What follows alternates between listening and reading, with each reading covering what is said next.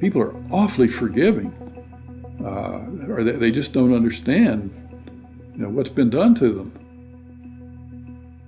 We are at an epochal shift. We're at a point where the West could tip into complacent and quite well off redundancy, or we could play a decisive role in the future. What the banks did was reprehensible. That was why there was the outrage at the greed of the bankers when we gave them money that was supposed to help them lend to others, but they decided to use that money to pay themselves bonuses. For what? For record losses? We are governed by corporations today, often by corporations that don't have very much interest in the United States of America.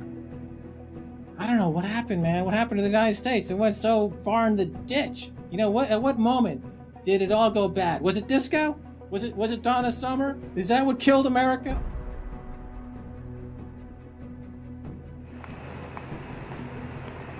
We are entering the age of consequence.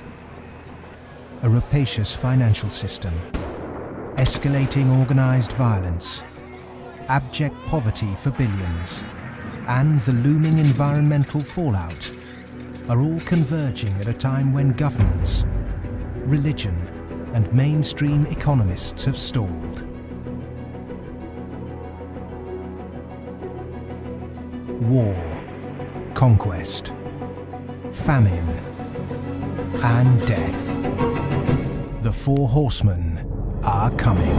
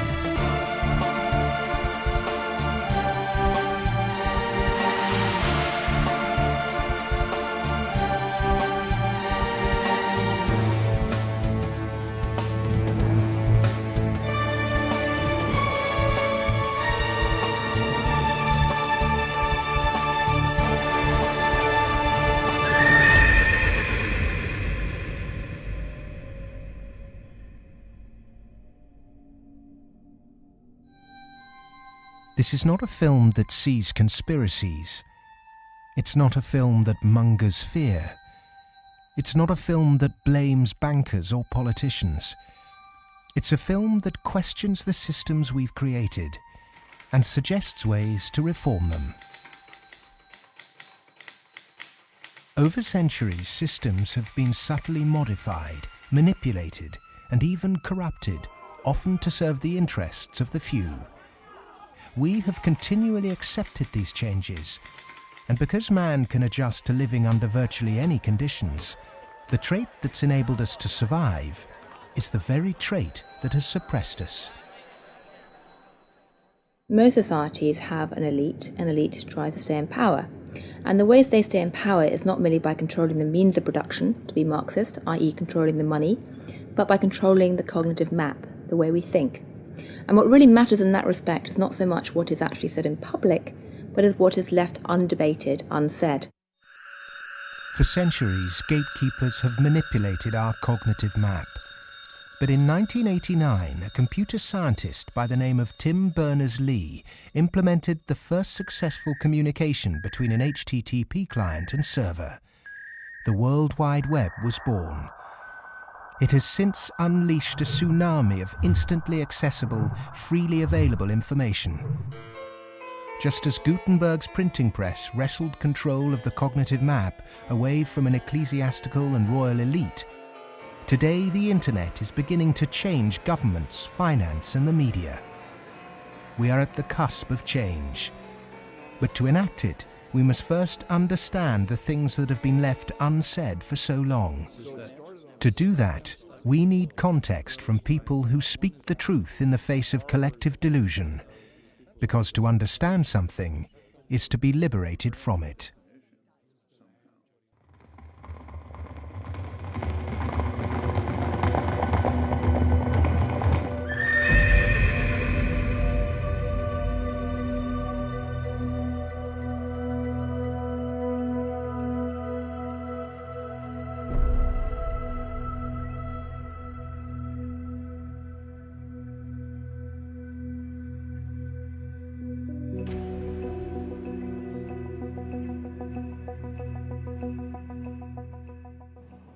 The end of World War II, we had 50% of the world's gross domestic product. We were making 54,000 airplanes a year, 7,000 ships, et cetera, and we were the new Rome.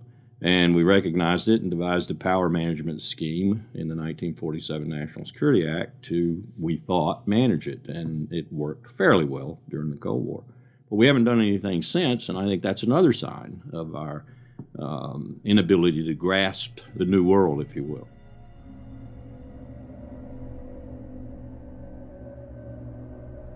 Empires do not begin or end on a certain date, but they do end, and the West has not yet come to terms with its fading supremacy. At the end of every empire, under the guise of renewal, tribes, armies, and organizations appear and devour the heritage of the former superpower, often from within. In his essay, The Fate of Empires, the soldier, diplomat, and traveller Lieutenant General Sir John Glubb analysed the life cycle of empires. He found remarkable similarities between them all.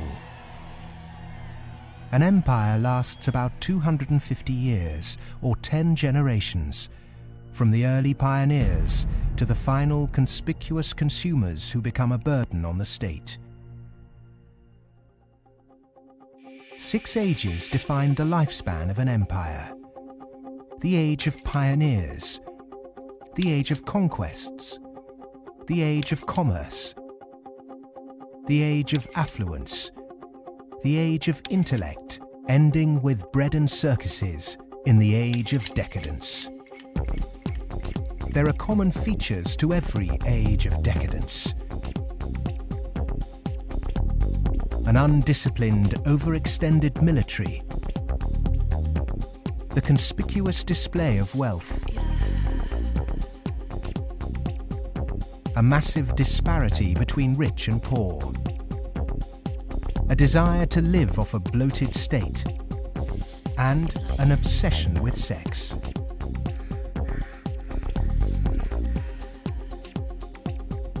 But perhaps the most notorious trait of all is the debasement of the currency.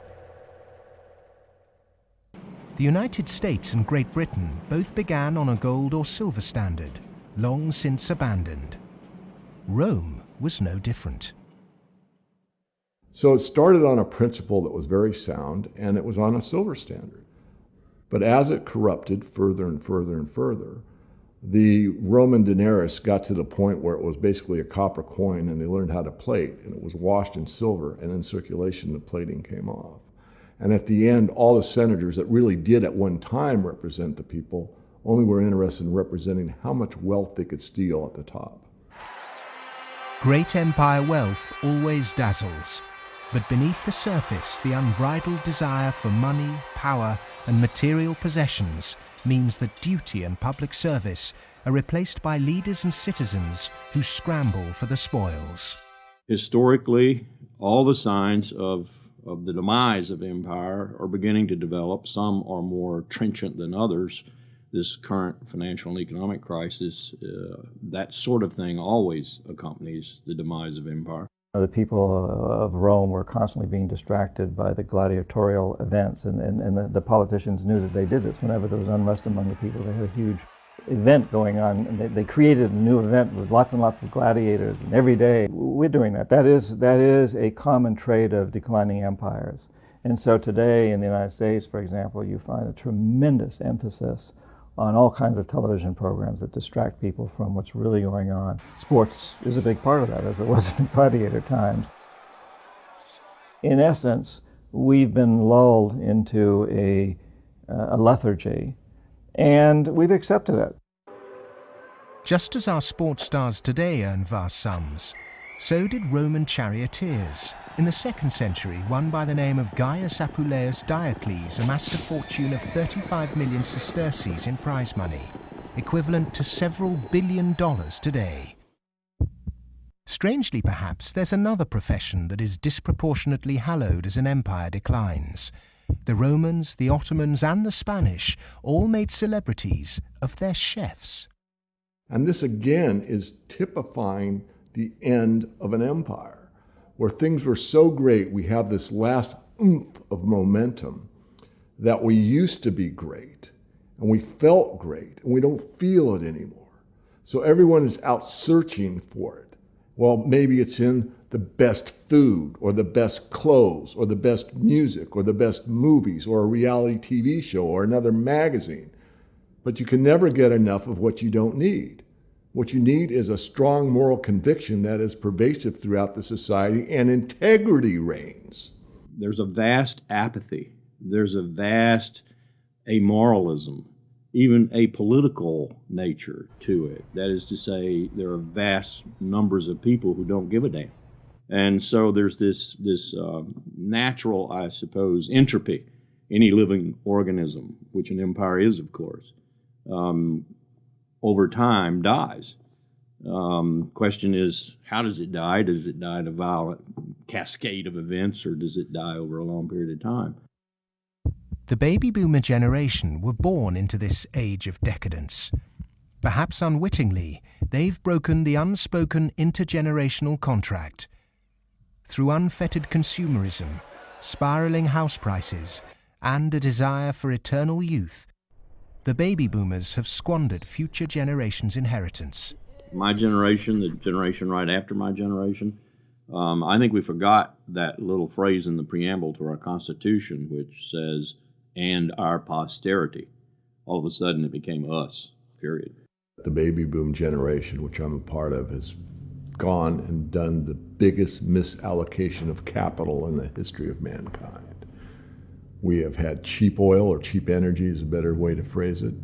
We've had an abundance of ideas, and we have chosen a system and perpetuated it that is probably one of the worst ways to use the blessings that were bestowed upon us. And we are going to pay a price for that.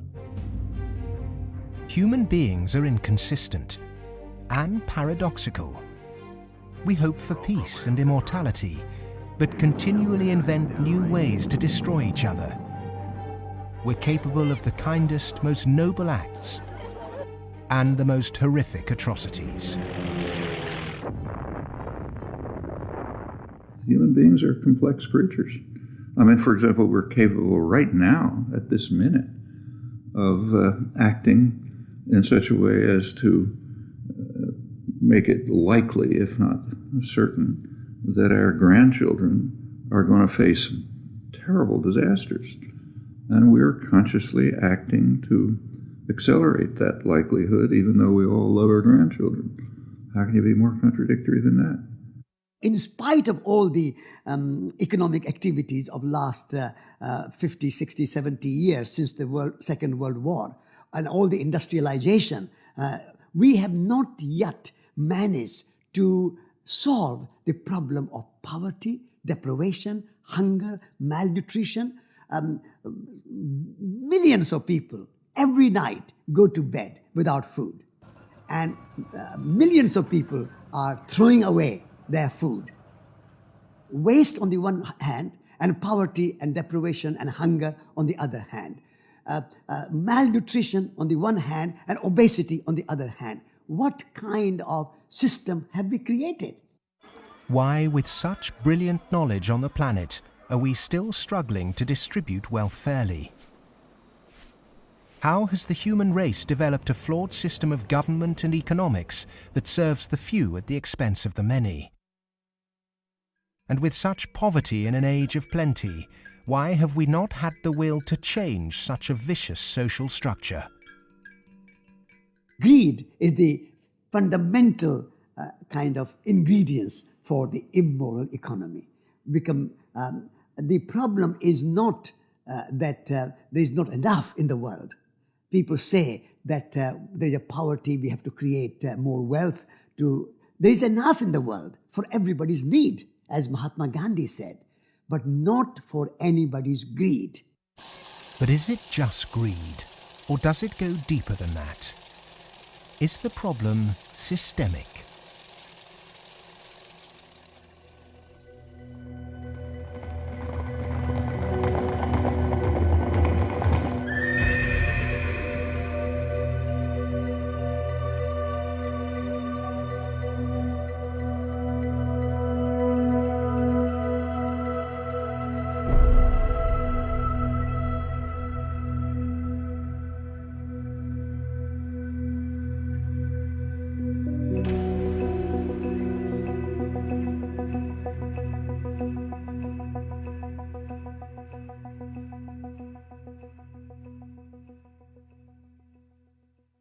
As a civilization, we've obviously had a great run. We've done very well. We had the Industrial Revolution. We survived that. We've built a lot of modern military technology. We've survived that so far. We built a banking system, and we're still struggling with that part of it. But you know, we've had a good run. It's kind of like when I was working on Wall Street for 7 years. I had the experience some people would have. Let's say working at a meat processing plant, they become vegetarian. You know, you work on Wall Street and you see how these banks like Goldman, J.P. Morgan, these other banks make money. When you see money, it kind of makes you sick. Well, I think if the people knew what the banking system is up to, as Henry Ford said, there would be a revolution tomorrow morning. The fact is, most people think that what a bank does is lend you money that someone else has put in the bank previously. But what a bank actually does, what a commercial bank does, is to create money from nothing and then lend it to you at interest. If I do that, if I manufacture money in my own home, it's called counterfeiting. If an accountant creates money out of nothing in the company accounts, it's called cooking the books. But if a bank does it, it's perfectly legal. And so long as you allow fraud to be legalized, then all kinds of problems are going to pop up in the economic system, which you can't do anything about. Private banks create money out of nothing and lend it at interest. Now, that sounds absurd. When I teach sophomores, about money and banking and how banks, they never believe it. And so you have to go through it again and again. Yes, banks really do create money. They really do. Here's how it happens. And it's absurd, and they're right to doubt that could possibly be what's really going on. But it is. Now, if the banking lobby is very strong, they're going to say, well, we don't want to change the system. We're making so much money out of it. What we have to do is, A, try and convince the people that it's their fault, that their wage claims are too high, and that's why we're having lots of inflation, or people are speculating on housing, and that's why house prices are going up. What they're not going to say is that this is happening because banks are creating money out of nothing and pumping it into the system, and that's why prices are going up. But how is it that we've ended up with a system in which banks have the power to create money? Since 1971, when President Nixon took the United States off what was left of the gold standard, the world has operated under a system of money known as fiat. The dollar, the pound, the euro are all government fiat currencies. Fiat is a Latin word meaning let it be so. It is the law that this government currency be money. Indeed, without that legal enforcement and the fact that we must pay taxes with this money, that dollar bill or that computer digit that represents a dollar would be pretty much meaningless. Only the government has the power to issue fiat money, but banks can create it through lending. Over the last 40 years, since this system of fiat money became the global norm, the supply of money has grown exponentially. In fact, we've seen the greatest growth in the supply of money in history. But who benefits? Of course, those that have the power to issue money, governments and banks. Then, those companies and individuals that get this money early. They can spend it before the prices of the things they want to buy have risen to reflect the new money in circulation. In other words, they get services, products or assets cheap. But prices soon rise, So holders of assets such as houses or shares will then see gains without there necessarily being any improvements to the company or house in question. Often this can lead to speculative bubbles. But what about those at the bottom of the pyramid? Those on fixed wages or incomes, those who live in remote areas, or those with savings? By the time this newly created money has filtered down to them, the prices of the things they want to buy have increased. Their savings buy them less, however, and their wages remain largely unchanged. In some cases, they have to take on debt just to be able to afford the things they were previously able to buy, which means they have to go back to the banks. In reality, this process of creating money only redistributes wealth from the bottom to the top of the pyramid, and thus that ever-increasing gulf between rich and poor gets bigger and bigger and bigger. Well, when you get off the gold standard and you go into a fiat money currency, combined with a fractional reserve banking system, you end up compounding debt faster than you can ever possibly produce to support that debt. So eventually you're going to find yourself back into debt slavery. And that's what's happened in the U.S. For every dollar of GDP, for example, in the U.S., it also creates something like $5.50 worth of debt. Because this is what happens when our economy flips over and basically capsizes. And of course, the government solution now to address all the problems is basically to create more debt. You can never get enough of a currency that doesn't work. You can print it till kingdom comes, but you can't print wealth, and you can't get yourself out of debt by making more debt. If you could print wealth, Zimbabwe would be the largest, most prosperous country on the planet. We all know it doesn't work. Of the money in the world today, 97% of it is debt. The French philosopher Voltaire once said, "All paper money eventually returns to its intrinsic value, zero." For 3 generations, the world watched the fight between capitalism and communism. But in the 1980s, the Russian economy started to collapse.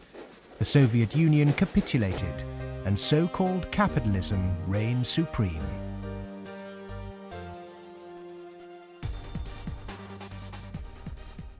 Before 1989, we had a battle between communism and the market. And in that battle, there was a sense of, let's not expose the flaws in the market economy. This is too important of a battle that you don't criticize our team while we're fighting their team, and their team, associated with authoritarianism, with a failure to deliver well-being to their society. It was very clear that if you had to choose between these two, which was better? Communism failed first for various reasons. I think it was inefficient, human rights, lack of respect, so forth. So capitalist West has been continuing in a triumphalist mode, thinking, our adversary has failed. That means we're doing everything right. Both systems are trying to do something which is fundamentally impossible, grow forever. And they're both going to fail. One failed first. Capitalism's going to fail later, or it's failing now. America right now is in a very interesting position because in the past 200-300 years of its history, it's a culture and country which has almost always existed on the assumption that resources could be expanded. If there was a problem, you always try to deal with it by expanding the pie. Go west, young man. Make the pie bigger so that everyone's got a bigger piece. Now it's facing a world where possibly resources are beginning to be more constrained and where it's going to have to divide up that pie and inflict pain on people. And that's something which it is not well prepared for. How has the country moved so far from the intentions of its founding fathers? How has the American dream become so distorted? Over the last 30 or 40 years, capitalism has taken this extreme form. And a lot of it goes back to the economist Milton Friedman from the Chicago School and Ronald Reagan and Margaret Thatcher and others buying into these policies that really encourage people to take on huge amounts of debt, encourage privatization, smaller government supposedly, although bigger military, so actually the government spending goes up. Deregulation, getting rid of rules that govern the people who run our institutions, especially our corporations. It's as though we suddenly are supposed to believe that the human beings who sit at the top of corporations don't need to be regulated. They're some sort of gods. Milton Friedman, his protégés the Chicago Boys, and the neoclassical ideology beat the classical approach to economics and became the framework for what we today call capitalism. There are two main competing economic approaches which determine how we humans manage the world and distribute wealth. These are the classical and neoclassical schools. The classical school favours less government interference, more personal autonomy, and recognises that humans cannot function without natural resources. The neoclassical school, which has a more dismissive view of natural resources, thinks government should rule the economy, solve social problems, and leave the free market to look after the distribution of wealth. The neoclassical school emerged around 100 years ago due to vested interests' desire to protect their assets. This meant that neoclassical mathematical models and assumptions were divorced from reality. They're based on what ought to be, instead of the classical models which are based on what actually is. It's these neoclassical models, which favour large corporations, that have been used to legitimise the financialisation of the global economy. Championed by Ronald Reagan and Margaret Thatcher, neoclassical economics still dominates policy making today.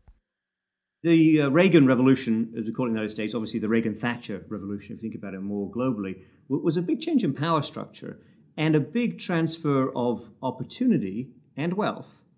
Now, it's not that the poor gave it to the rich. It was a transfer within the well-to-do. So the financial sector, in particular, in the United States, for example, but also in the UK and some other places, became vastly more profitable. And wages in that sector went up a lot. I mean, we focus on bonuses, but it's also base salaries went up a lot, overall compensation. So there's a transfer from the non-financial part of the economy to the financial part of the economy that actually is unprecedented as far as we can see in any of the available data to us. And I'm talking about all of recorded human history. In 1932, in the aftermath of America's great stock market crash, a piece of legislation was passed to protect society. The Glass-Steagall Act was introduced to separate ordinary high street banking from investment banking. 67 years later, in 1999, under the influence of Treasury Secretary Larry Summers and his predecessor Robert Rubin, President Bill Clinton repealed the Glass-Steagall Act. Once again, banks could take ordinary depositors' money and speculate with it on virtually anything they liked. Wall Street has become a very particular type of casino. And it's unfortunately not the kind of casino they have in Las Vegas, which is, perfectly legitimate form of entertainment. It is a casino that has massive negative repercussions on the rest of society. So it's not just losing your money on a few wild nights. It's about the way in which those organizations lose their money, impacting the whole of society, leading to a massive loss of jobs. This unfettered gambling pushed the entire global financial system to near collapse. With balances and debt obligations larger than the GDP of entire countries, the banks had become too big to fail. The West was unprepared, and bankers met their reeling and disorientated governments. You have to bail us out. We need money. If you don't give us the money, the whole thing goes down. And what are you going to do with millions and tens of millions of people who have lost everything in their bank account? You will have a revolution on your hands. So fork over the money. Borrow the money, create it out of nothing, and give it back to us, and so that we can face our problems and not go under, or otherwise. And this is what Mr. Hank Paulson did in the U.S. Congress. He went there one day and he told them, well, look, we need $700 billion, and we need it now, or else. Is this system we call capitalism really capitalism? In a capitalist system, government is supposed to be small. But today the state is more bloated and invasive than it's ever been.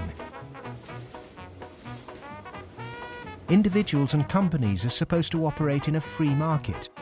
Good enterprise is rewarded with profit, and flawed enterprise with failure. But during the 2008 banking crisis, the people saw the Western economic system divided in a way they were told could never happen.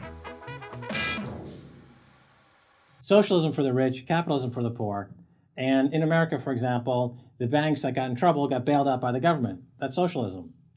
And people are arguing against socialism in America, and yet it's probably the most socialist country in the world right now. We have a system which isn't even a proper capitalist system. Rich people make mistakes that they don't get punished. Poor people make mistakes that they get punished. Yeah? Or even worse, that they don't make any mistake and they are forced to pay for the mistakes of the rich.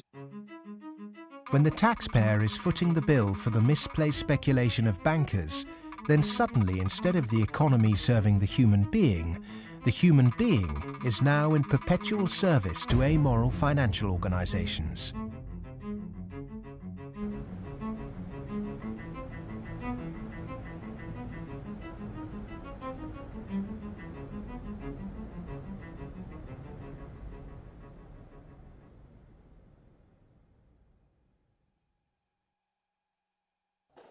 It was the head of the Federal Reserve Bank, Alan Greenspan, who after 9/11 slashed interest rates to encourage lending.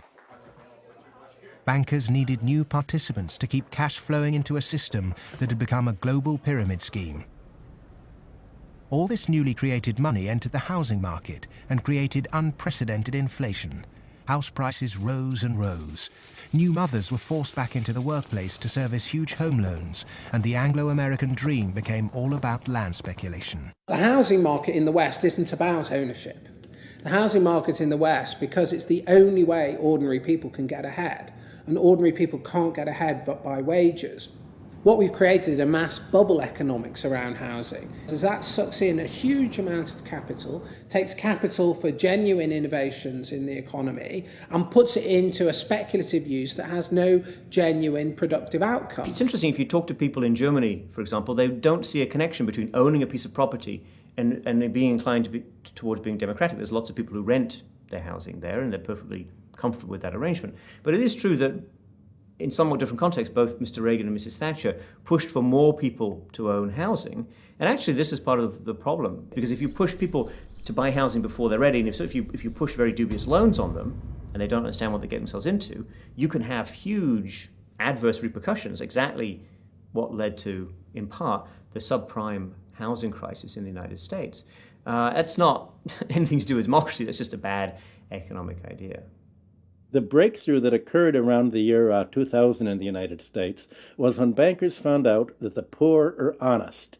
And they realized that if you're poor, if you're not rich, you have a different set of values. And you think that a debt is a debt, and it's something that has to be paid.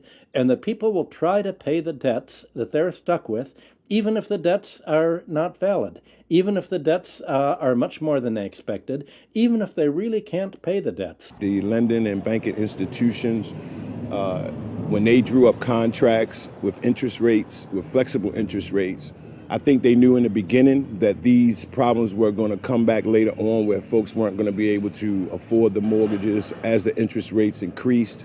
It put a lot of people in situations where they were taking food out of refrigerators, taking kids out of higher education. They're not able to afford college anymore. And it is making a really, really bad situation worse. The banks engaged in what was a criminal conspiracy to charge more to the blacks and Hispanics. The banks got together, backed the Bush administration to block the state prosecutions of racial lending in order to exploit and charge more to the minorities.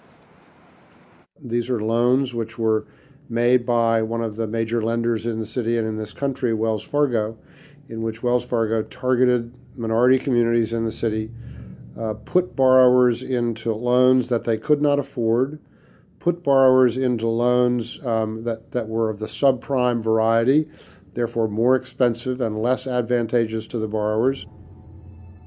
Hiding predatory lending practices in the small print of complex financial products was only ever going to enrich one set of interests. Many of the communities in which African Americans live in the city were establishing momentum. There was development activity that was occurring. We were seeing signs of vitality in many of these communities, and the results of the Wells Fargo foreclosures and the subprime lending practices of that lender and others has significantly impaired that progress and brought it to a halt. They're not worrying about, they don't come in the heart of it. Like, you in the heart of it, so you see. They don't really see the struggle if they don't come in the heart of it. They see the outside of it. That's like looking at the cover of a book and seeing the outside of a book, but if you don't go inside the book, then you'll never know what the book about. So they're not worrying about nobody else but themselves. And I think it's wrong, because if they come in the heart of it and they see it, they'll be willing to help. What happened in Baltimore is just one example of what is happening all around the world. One way to frame this injustice is by branding it a race issue. But when we look really closely, we can see that there is something at play here that transcends race: profit. Not an accident, for instance, that we had the deregulation in our financial industry that was such a disaster. The lobbyists of the finance industry amount to 5 per congressperson. In other words, they pay 5 people for every congressman to explain to them, persuade them, that they should pass legislation that is favorable to the financial industry. The poor people who are devastated don't have the money. They couldn't hire 5 per congressman. So the way our democracy works, it's an unlevel playing field. The financial sector has acquired enormous power, partly through political contributions, so buying favors, but mostly through ideological control, convincing people that finance is good, more finance is better, and unregulated finance without limit is best. And that is really the cornerstone of this, what we call in the United States, the Wall Street-Washington corridor. I mean, if people need any proof as to who's controlling Washington, when the bailout came after Lehman Brothers collapsed, 80% of the population was against the bailout. Notwithstanding that, Congress passed the bailout, just showing, in my view anyway, that it's really under the control of banking interests. It's not a reflection of good democracy when a company, a group of companies, an industry, says our interests are more important than the national interest. How can that happen? Very easy. That's the role of campaign contributions, lobbying, in America's political structure. We have a flawed democracy. This is an advanced oligarchy in the sense that its main mechanism of control, if you like, is through convincing people that you really need, for example, the 6 biggest banks in the United States in the particular form they exist today, with the very light level of regulation. And if you don't have them, if you try to change that, all kinds of awful things will happen. And this is not really blackmail. I mean, it sounds like blackmail, but they convince you it's not blackmail, it's just that's the way the world is. There's nothing you can do about it. Oh my goodness, you just have to cooperate with them. It's very clever. The Fed is essentially the lobbyist for the commercial banking system. When you say you want to turn regulation over to the Fed, you're saying the financial sector and Wall Street should be self-regulated. And the Wall Street has veto power over whoever is going to be the head of the Federal Reserve. As long as you give veto power over the regulators to Wall Street, as long as you pick the bank regulators from the banking industry itself, you can forget any thought of calling it regulation. It's deregulation, and to call it regulation instead of deregulation is using Orwellian doublethink. Democracy is government by the people. Plutocracy is government by the rich. In a typical plutocratic state, economic inequality is high, social mobility low, and because of continuous exploitation of the masses, workers find it nearly impossible to climb out of poverty. The equal voting rights movement in the early 20th century abolished a system where rich people had more votes than poor people. But today, lobbying has put pay to that and reduced the American political system to a mere clearinghouse for the concerns of the rich.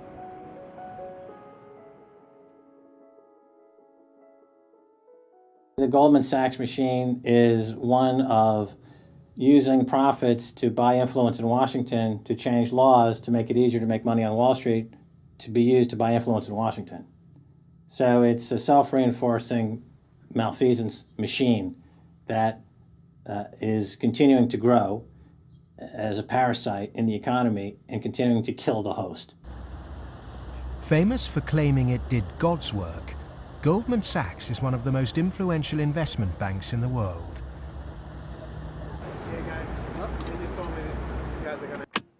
Its alumni often occupy positions of great influence in governments and central banks. In September 2008, barely a month before the stock market crash, Goldman, supposedly a pillar of the free market, changed its banking status from investment to commercial. This meant it was now eligible for state protection. Socialism for the rich, right there.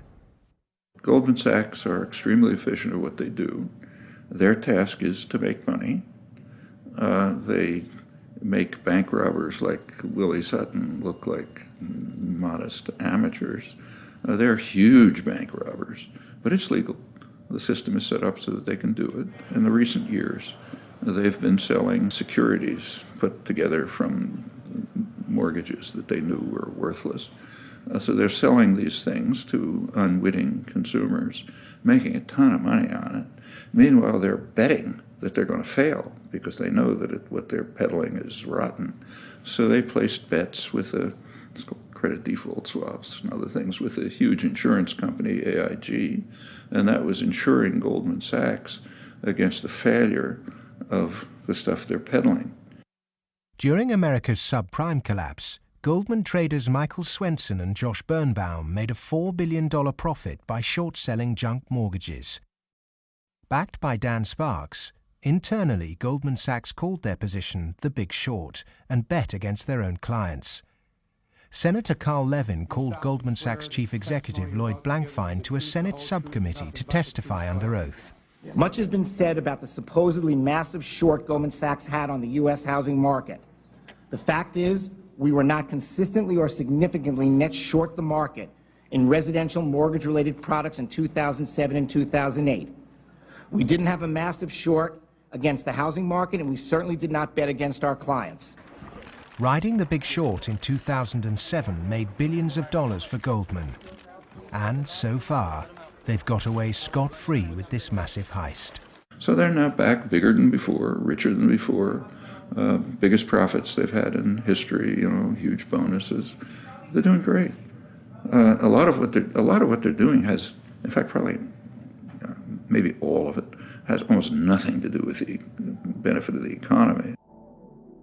Can there be any objection to genuinely talented people earning big money if they bring something new and tangible to the world? If they take great personal risks with their own money and actually bring greater prosperity for all? In a free market, if I have a brilliant idea that I can run an automobile on grass clippings, as an example, and I produce that car, my motivation might be to make money. But if the market says, my goodness, this is the greatest automobile ever invented by mankind, and I make $1 billion, I've not only served myself, but I have served everyone else that needs transportation. And that is the brilliance of a free market, is that paradox that you can serve yourself and simultaneously serve others. And that's what it's all about. But how many of the general public have achieved greater prosperity through a banker's bonus? It was against the holy backdrop of St. Paul's Cathedral in London that Goldman Sachs vice chairman and mouthpiece Lord Griffiths gave insight into how certain bankers really think. The devoted Christian defended extortionate bonuses. I'm not a person of despair, I'm a person of hope. And I think that we have to tolerate the inequality as a way to achieving greater prosperity and opportunity for all. The fundamental Christian view, and I would say of Islam as well, and certainly of Judaism, is that wealth is to be shared. money has to be shared. You can't take it with you. And from that develops a whole lot of stuff about justice and the economy and so on. And we've lost that, and instead we've got people accumulating more and more. And I just think it's disgusting that people have lost their homes, they lost their jobs, they can't pay their mortgages from bankers who made a big mistake and then paid enormous bonuses. I'm sorry, that is simply wrong. And I can't understand why we are not more vociferous about that. When rich people tell you that they specifically have to be rich through these egregious rip-off mechanisms, that's just self-serving propaganda, and it should be disregarded. It is true that when you organize human society, some people get ahead and some people struggle. That's a natural mechanism. But saying, oh, we've got to have inequality, therefore Goldman Sachs must be organized along the following lines, that's a complete non sequitur. At what juncture, at what point does morality enter into the economic calculus? In a way, many people think that Adam Smith gave us a free pass, a way not to think about morality. Because what Adam Smith said was that individuals in the pursuit of their self-interest are led as if by an invisible hand to the general well-being of society. Now let me make it clear, Adam Smith didn't really say that. That is to say, Adam Smith was very much aware that businesses, when they got together, conspired against the public interest, raised prices. He was aware of monopoly. He was aware of the importance of education that the private sector couldn't provide. So he himself was aware of all the limitations, but his latter-day descendants have forgotten all those caveats. Adam Smith was the godfather of classical economics, but since its publication, his work has been used as a political football, financiers twisting his words to suit them. Lord Griffiths advocates ruthless individualism to push this idea that if bankers get rich, then we get rich too, through a process known as trickle-down economics, or horse and sparrow theory. If you feed the horse enough oats, some will pass through to the road for the sparrows. The idea is that extreme wealth concentrated on a small minority will eventually trickle down to everyone else. But it doesn't work. Because by the time the money reaches the people at the bottom of our money pyramid, it's lost its purchasing power.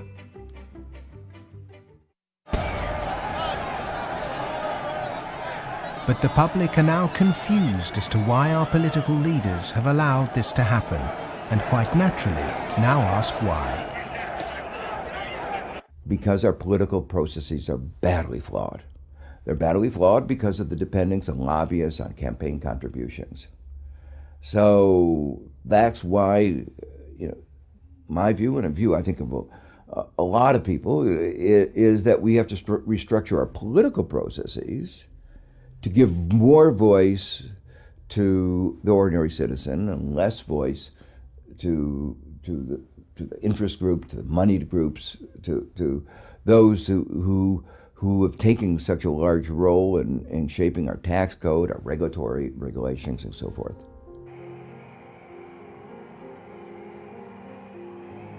I stood on the front step of Colin Powell's house, and I look at him and say, what next, boss?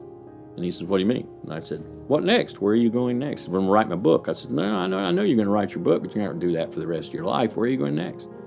He said, maybe a cabinet position, but first, money.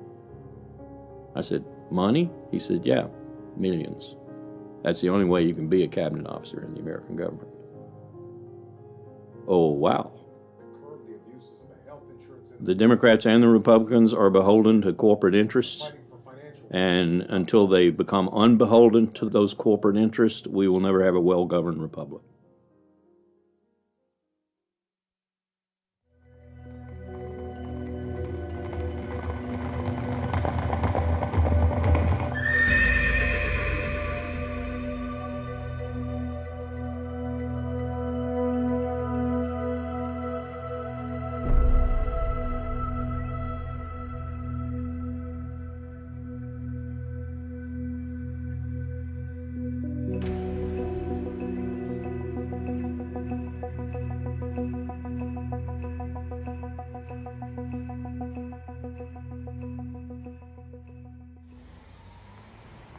The inherent iniquity in our system of money, banking and politics has not just had consequences domestically, but also on a massive scale globally.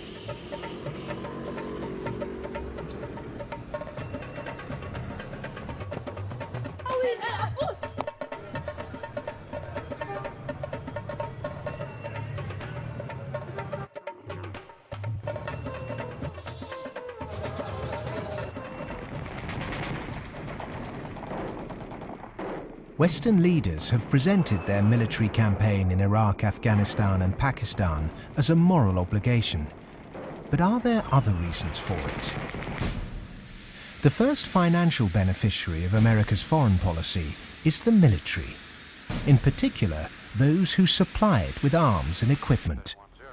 The military has won wars, but how successful has it been in its bigger aim to eradicate terrorism? The drone attacks not only failed, but they've created extra extremism. They've helped in radicalization of youth in the northwest frontier and also in certain parts of Punjab and Pakistan.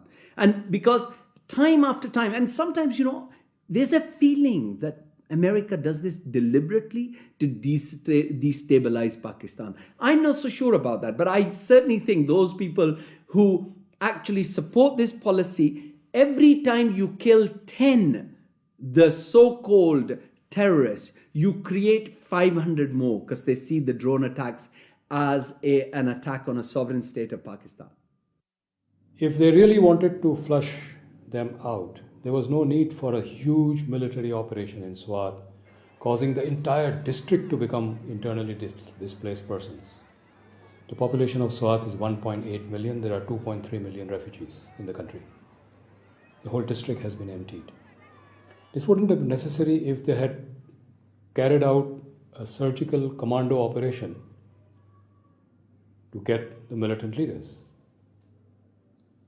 But they allowed them to escape, all of them. After the military, the next financial beneficiary are those who win the contracts to conduct the rebuilding process. In the West, people might even feel optimistic when they hear that the US is pumping tens of billions of newly created dollars into developing nations to build infrastructure. But often this too doesn't seem to achieve the publicized goals. Is there another reason we give these countries aid? We economic hitmen have created the world's first truly global empire, and we've done it primarily without the military.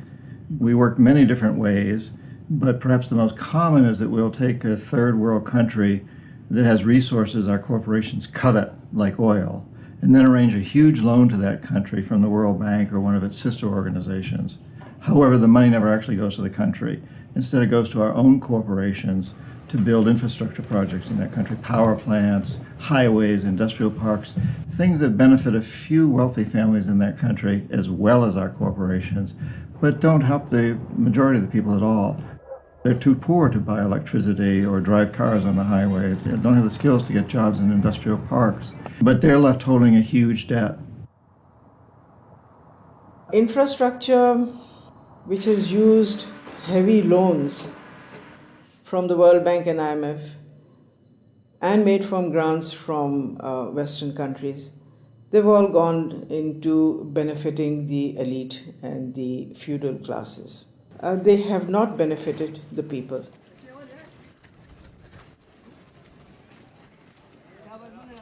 A lot of money goes to these consultants and companies from the West who charge huge amounts of money, and actually the real money on projects and on ordinary people is very limited. The masses have very little already. So those landlords who have the infrastructure and who are going to make money because of the infrastructure that is built through their roads, they will prosper. But the ones who don't have any resources, they've not had jobs, there isn't an economic activity for them in terms of manufacturing goods so they can sell and they can also prosper. When you don't have that, what do? They resort to joining the Taliban because they see the enemy coming in and taking away what little bit they have. President Obama, I understand, wants to invest $7.5 billion in Pakistan's infrastructure to alleviate poverty and, take away all the divisions and all the anti-American sentiment over here. Whatever his reasons are, we can do without it. In fact, it's the worst possible thing he can do. This kind of help is actually going to be a hindrance. It's just going to make matters worse. It will bring this contrived war and terror into our rural areas. How much of US foreign policy is genuinely altruistic? And how much is it influenced by the banks and corporations that profit so tremendously from it?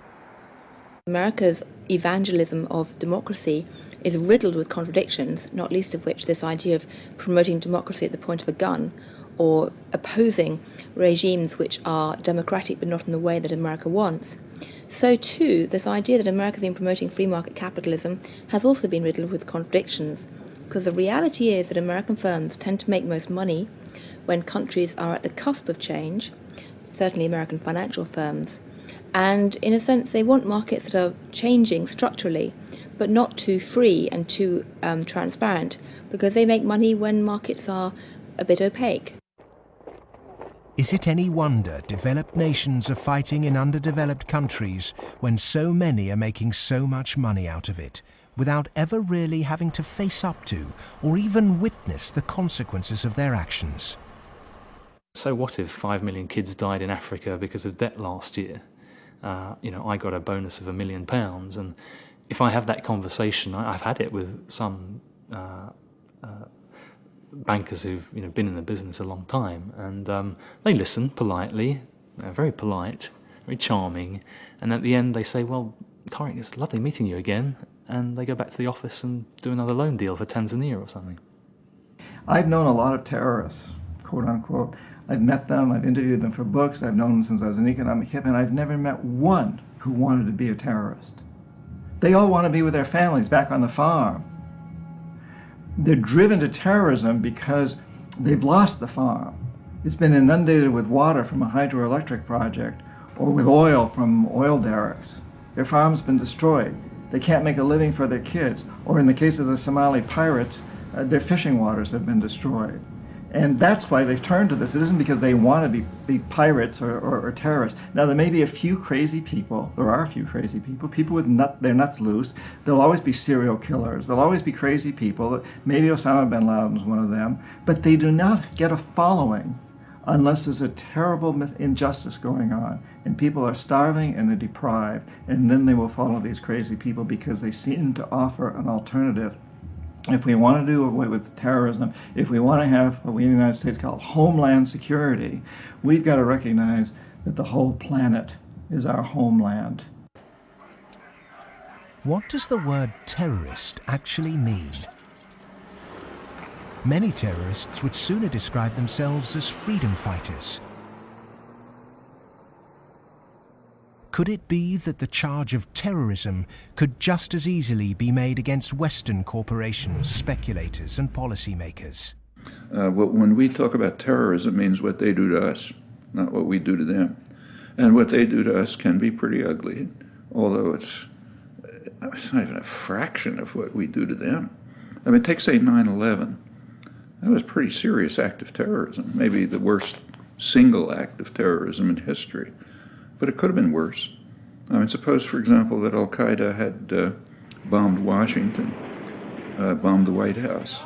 It killed the president, installed a harsh military dictatorship, brought in a bunch of economists who drove the economy into its worst disaster in history. Well, that would have been worse than 9/11. And I'm not making it up. It happened. What's called the first 9/11 in South America, namely in Chile. On the 11th of September 1973, the democratically elected Chilean president Salvador Allende was overthrown in a coup. A dictatorship under Augusto Pinochet was established that ruled Chile until 1990. There was the systematic suppression of all political dissidents. Thousands were imprisoned and murdered. Who was involved in that first 9/11? It's not hard to find them. Right in Washington and London and so on. But that's off the agenda. It doesn't count. There's a principle of ideology that we must never look at our own crimes. We should, on the other hand, exult in the crimes of others and in our own nobility in opposing them. The root causes of so-called terrorism will not be solved by increasing economic inequality. If governments really are serious about combating terrorism, then they must start with real structural reform back home. As long as banking empires chase infrastructure and debt deals in pursuit of profit, the West will continue to export injustice through finance. Millions more will be displaced, terrorism will thrive, and neo-colonialism will continue to end more and more lives around the world.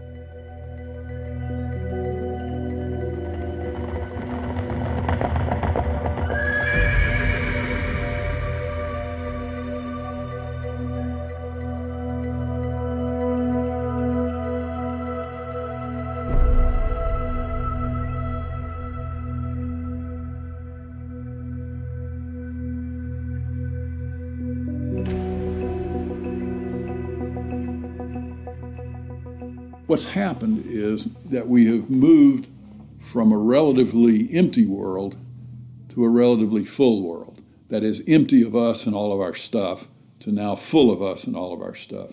In my lifetime, the world population has tripled. And the populations of other things, of cars, houses, boats, all these other things that put a load on the environment too, just like human bodies, those have vastly more than tripled. So the world is very, very full of what we might call man-made capital. And it's becoming more and more empty of what used to be there, what we might call natural capital. We are the first generation, we in the rich developed world are the first generation to have got to the end of the real benefits of economic growth. For hundreds of years, the best way of raising the real quality of human life has been to raise material living standards. And that's what's driven the huge rises in life expectancy and increases in happiness and other measures of well-being. But all those have now come detached from economic growth.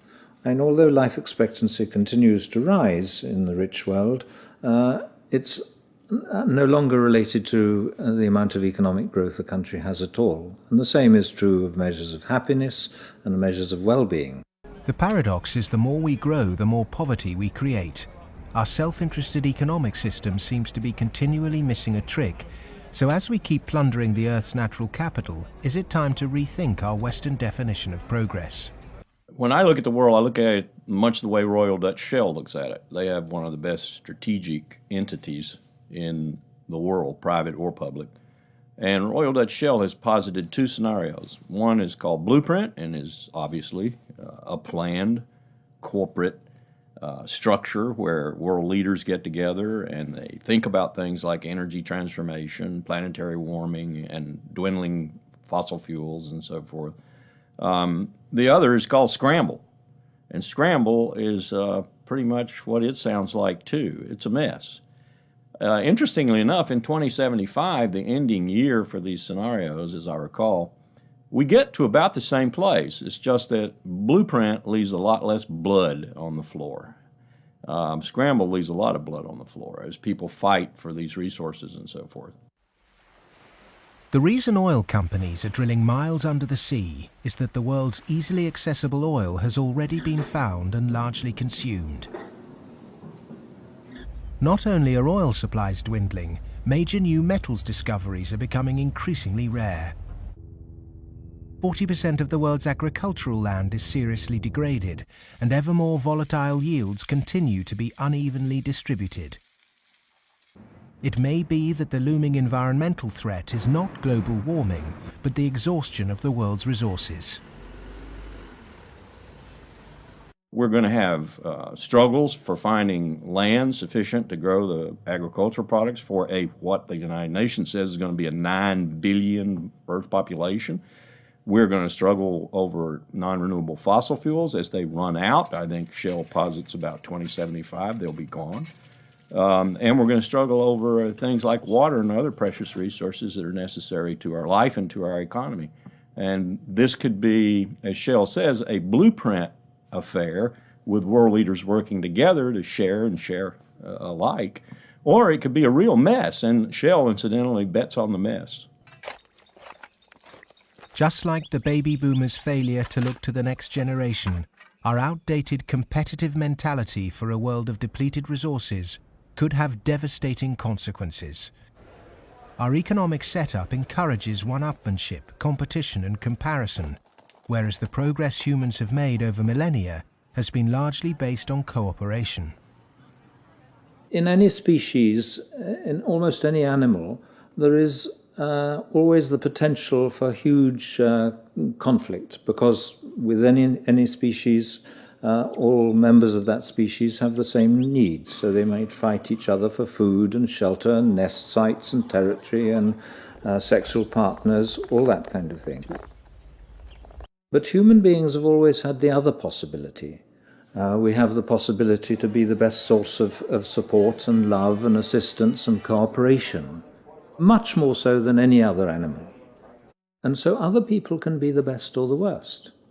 You can be my worst rival or my best source of support.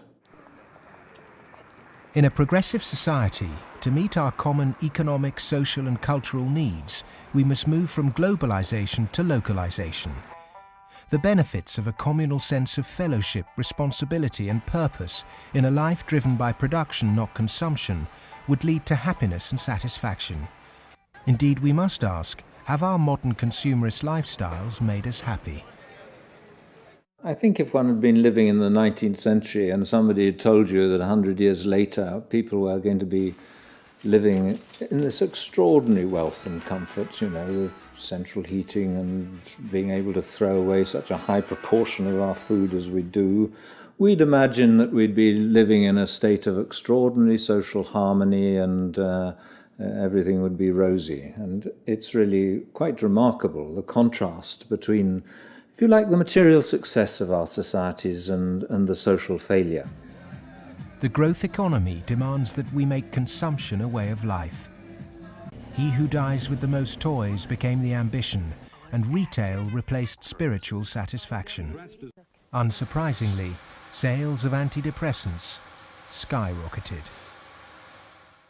The fact is that the world economy over the last few years, a good share of my lifetime, has been built either on the military or on producing items that most people don't need and really don't even want when you come right down to it, but we all got to have them. Consumerism is driven by our extraordinarily social nature, that we want to have the stuff so we look good in other people's eyes. It's because I experience myself through other people's eyes, the feelings of shame and embarrassment or pride and maybe feeling envied, all those things. So, the goods are just a way of, if you like, mediating the relationship between yourself and others in this extraordinarily alienated hierarchy. What's really suffered is human relationships, family life, the things that really matter to us. And in the end, the only thing that makes human beings happy isn't money. It's very clear that past a certain level, you only get marginal gains from wealth. What really makes us happy is other people. It's our relationship with other people that's really been damaged by the last 30 years. We trust them less, we have less interaction with them, we bond less than ever before, we marry less and marriages are under more threat than ever before. And all the associations that represent sort of permanent, unconditioned human affection are being eroded or damaged. And that's the real legacy of the last 30 years. And in some sense, we've got to recover and rehumanize our lives. Otherwise, not only will they be nasty, brutish and short, but they'll be lonely. The West is coming to the realization that its human project is failing. The West was so convinced that if you push people to achieve as individuals, the accumulated achievement of individuals would make for a successful society. And what the West is now beginning to realize is that the individual achievement without incorporating the vulnerable community is a myth. The idea was make your own life, be individually aspiring, and then you'll be individually achieving, and then you'll be individually prosperous, and then you'll be individually happy. You end up doing that in a glass jar. And the glass jar has a limited height, and it's encapsulating, and in the end, you die of lack of oxygen. Human beings are alive because they seek attachment and because they're propelled by affection. So the isolated, achieving individual in the end implodes. In order to find a purpose in life, it has to be outside yourself. It matters not how you construct it outside yourself, as long as it's a positive value added to society pursued. But it has to be outside yourself. It can't be yourself. If you're pursuing yourself, you're pursuing the abyss, as Nietzsche said. You are going to wind up in the abyss.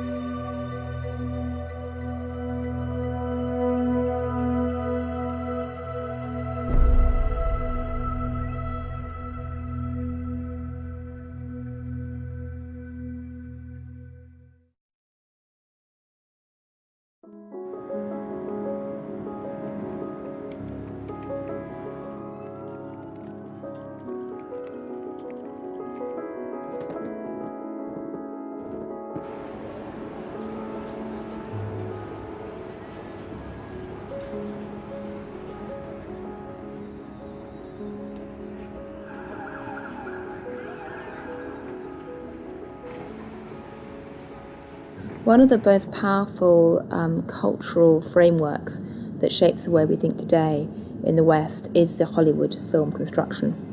And it follows a particular cultural pattern in that there is a beginning, there is a middle and an end, there is drama, tension, there's resolution, there's usually a goodie and a baddie, and there's usually a story told through the medium of human beings.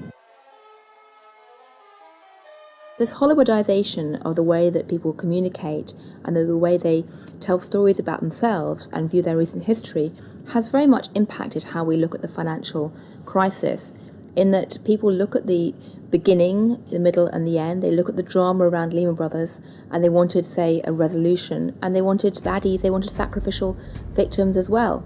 So people have focused on a few individuals. And the idea that somehow it wasn't just one or two individuals who were at the root of the problem, it was a systemic problem, that actually almost everyone who participated was in some way guilty, either of outright negligence or simply failing to ask the right questions or simply failing to ask why money was so cheap for so many years. The idea that it was a systemic flaw is something which is very hard for people to grasp and even harder to depict as a good story. Perhaps there is this feeling of helplessness because we don't understand what the real problem actually is. Cleansing a few bad apples will not rectify the flaws at the heart of the Western economic system. A system that should be protecting people is in fact the very thing that's enabling our four horsemen to ride with such vengeance. The modern-day four horsemen: a rapacious financial system, escalating organized violence, abject poverty for billions, and the exhaustion of the Earth's resources, are riding roughshod over those who can least afford it. They gallop unchallenged because the cognitive map that's been put in place by our schools, universities, and our media does not encourage us to question accepted norms. Instead, there is apathy.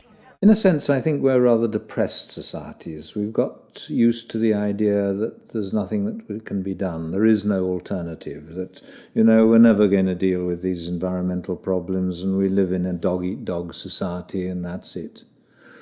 I think what we have to take away from this is a recognition that most of these problems can be very substantially improved.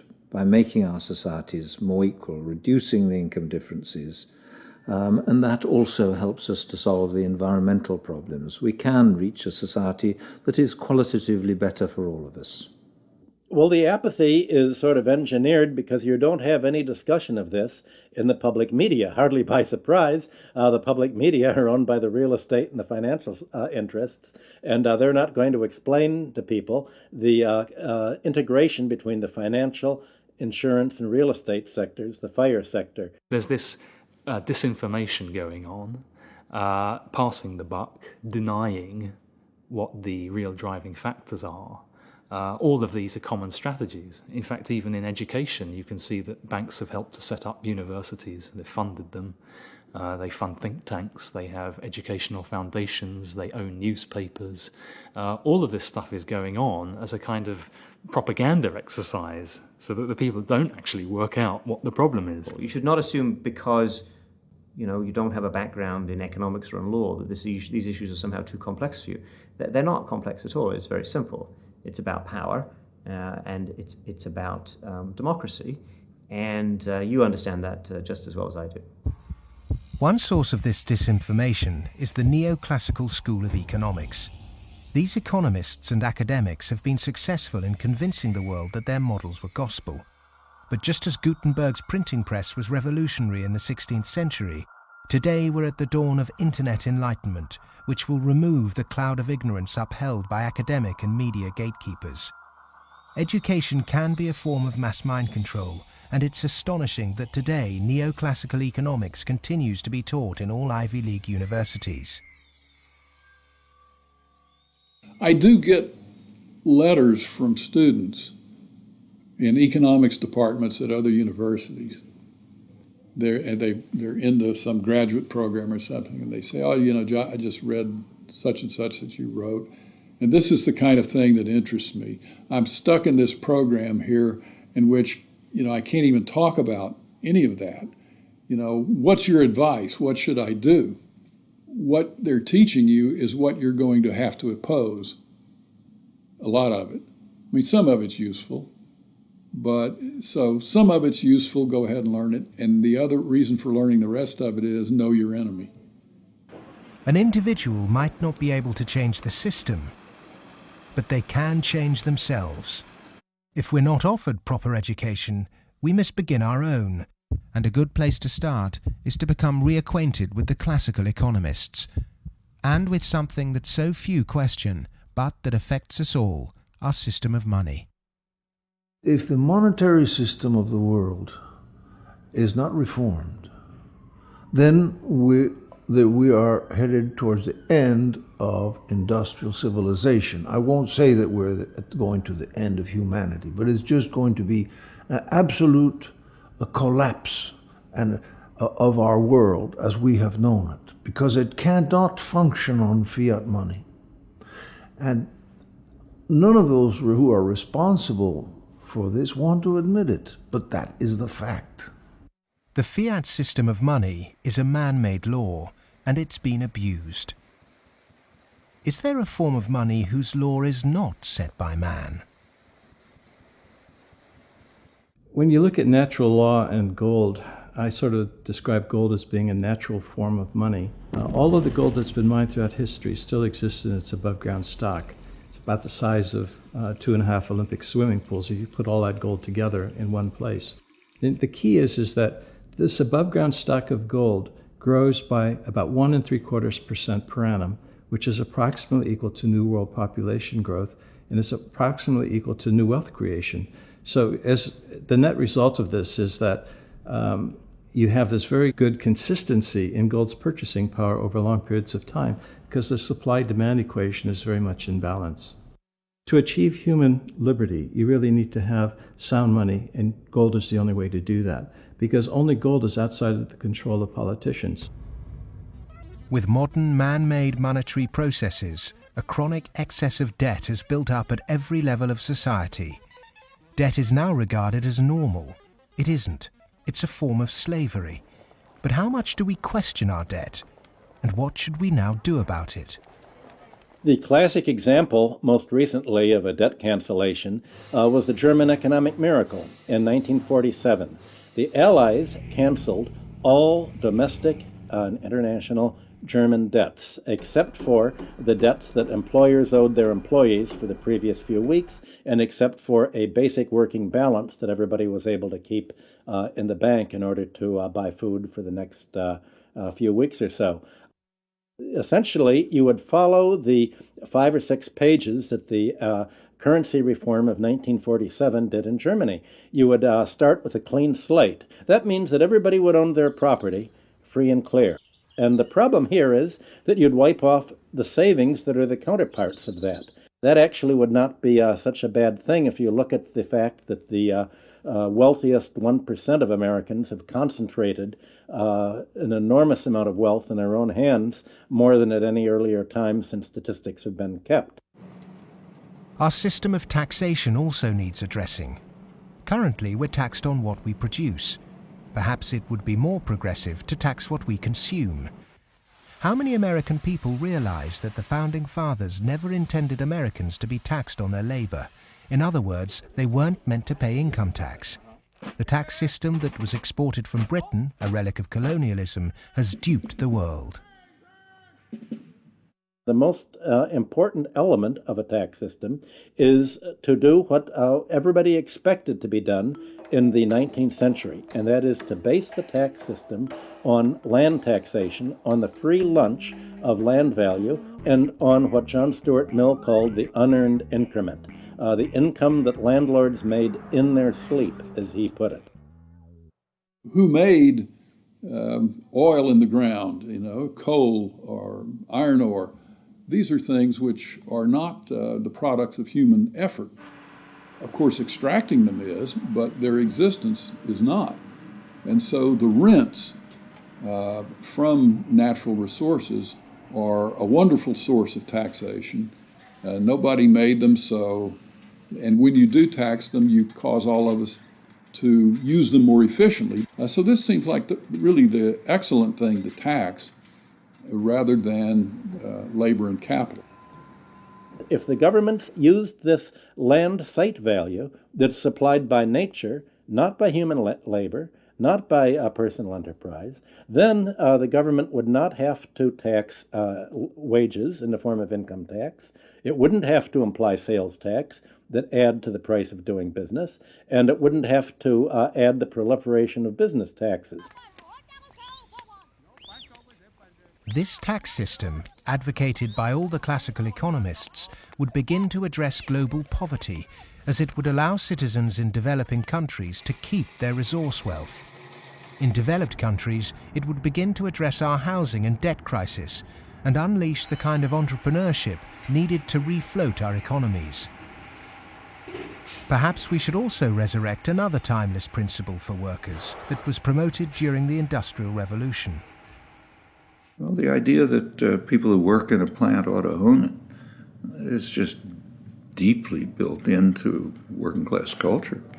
So right around here at the early Industrial Revolution in the late 19th century, working people simply took for granted that, yes, of course, the workers should own the mills in which they work. Anything else is an attack on our fundamental rights as free citizens. They also took for granted that wage labor is hardly different from slavery. It's different only because it's temporary, and then you can be free. One of the ways you can be free is by owning your own plants. That was not an exotic view. That was Abraham Lincoln's view. In fact, it was a principle of the Republican Party in the late 19th century. It's taken a lot of effort to drive those ideas out of people's heads, but they're still there, and they are very relevant. It was the Greek philosopher Plato who said the ratio of earnings between highest and lowest paid employee in any organization should be no more than 6-to-1. In 1923, banker J.P. Morgan declared no more than 20-to-1 was optimum. Yet today's salary difference between top and bottom earners in global corporations can be higher than 500 or 1,000-to-1. When you're up in the range of 500-to-1 inequality, the rich and the poor become almost different species, no longer members of the same community. commonality of interest is lost. And so it's difficult to form community and to have good, friendly relationships across class differences that are that large. When the public do vent their outrage at inappropriate earnings, the common defence is to move the debate to the psychological realm and quote mercurial British economist Herbert Spencer. He coined the phrase survival of the fittest, and his words are now used to justify excess. Competition in business is a good thing, but the playing field must be level. Monopolists have too much because the system they game is rigged. Under the current economic setup, the fitness of the vast majority of the world's population is irrelevant. Those that are made to pay for this crisis are not those that caused it. But those who caused it, for survival, will no doubt try to marginalize this film as socialist or even Marxist. I'm a capitalist. I'm a business person. I believe in the basic principles.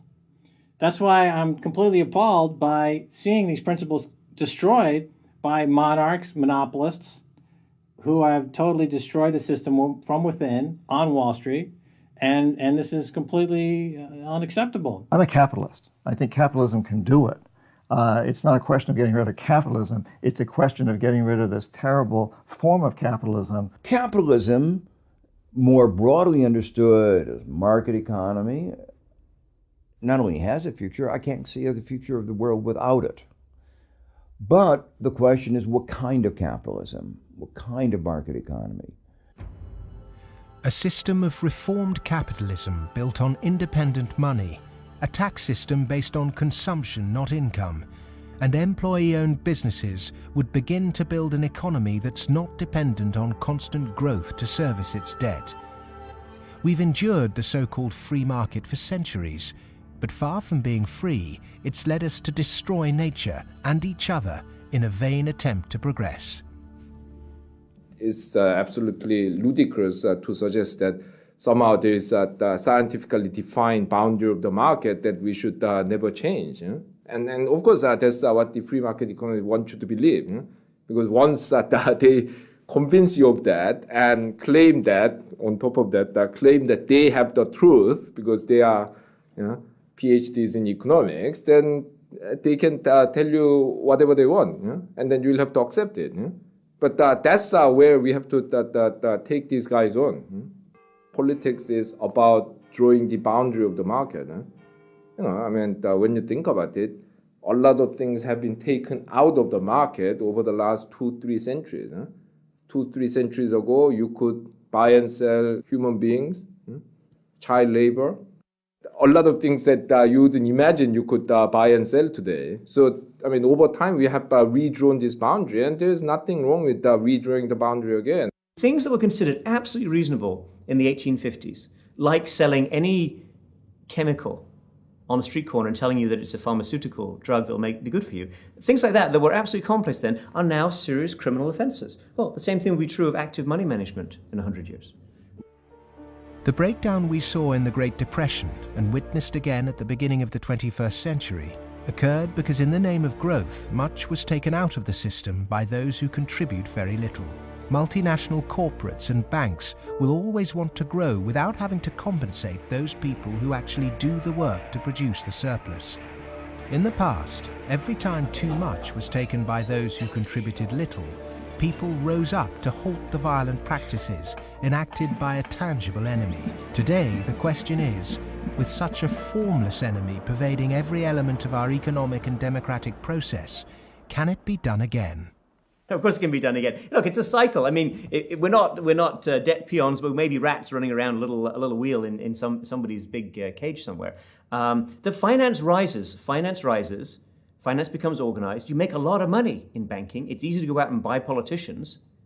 But the essence of democracy, the essence of American democracy, is this is a repeated confrontation, a repeated showdown. And in the 1830s, Andrew Jackson beat the second bank in the United States. In the early 1900s, Teddy Roosevelt beat J.P. Morgan and John D. Rockefeller. In the 1930s, Franklin Delano Roosevelt, FDR, beat everyone from Wall Street. And now we have to do it again. the one single thing that makes me optimistic rather than cynical, pessimistic, is my students. First, I do not see the desire to go to Wall Street amongst them. I see the opposite. Second, I see a disdain amongst them for people who are motivated. Not just they don't want money, I see a disdain amongst them for people who do just want money. The crises we face today are created by humans. And what is created by humans can be changed by humans. So we are all capable of transforming our world. Revolutions are philosophical. Getting organized and preventing the culprits camouflaging the real problem means it's possible to embark on a bloodless revolution against the violent organizations and barbaric leaders who've trashed the economy. Central banking, rigged capitalism, land speculation, income tax and neoclassical economics have corporatized democracy, stunted progress, perverted the course of human destiny and compromised the future of this planet. If these issues aren't addressed, then the next implosion will be on a scale unimagined. Whatever the propaganda, at the beginning of the 21st century, central banks' unregulated cheap money pumped up land values, which created an unsustainable asset bubble in a world that once again operates a rigged tax system that enriches entrenched privilege. Neoclassical economics have ruined life for the bottom billions, tempted everyone into intergenerational conflict, and created massive suffering that has no limits. Human beings go mad in crowds and come to their senses slowly and individually. History is littered with examples of people who threw themselves off the yoke of oppression to adopt radical change, only to end up with popular new rulers that maintain the status quo. To really understand something is to be liberated from it. Dedicating oneself to a great cause, taking responsibility, and gaining self-knowledge is the essence of being human. A predatory capitalist's truest enemy and humanity's greatest ally is the self-educated individual who has read, understood, delays their gratification, and walks around with their eyes wide open.